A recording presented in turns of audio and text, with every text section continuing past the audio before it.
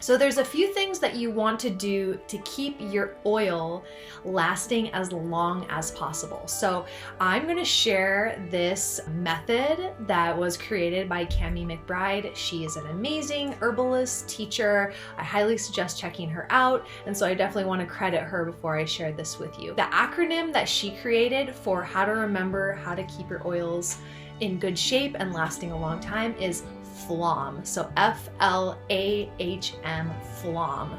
So these are the things that you want to avoid for your oil. You want to avoid, so the F is for fluctuating temperature. So you want to keep your oil out of, let's say, the car or in the shower. Next is light.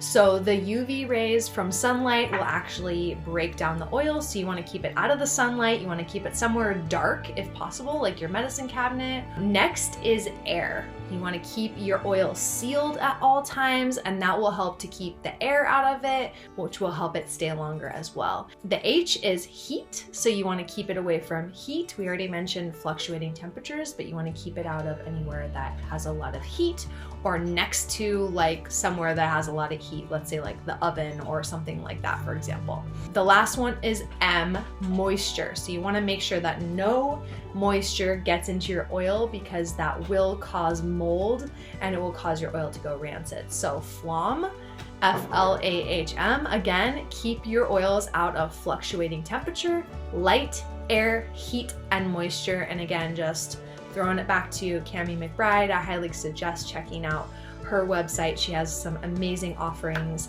all around herbalism and a really beautiful book too as well called My Herbal Kitchen. So check that out. And I hope that was super helpful for you to keep your oils in the best shape and keep them lasting as long as possible. Come say hi on Instagram at Erin with 2 N's. All right, friends, lots of love. Mwah. I'll see you on next week's video.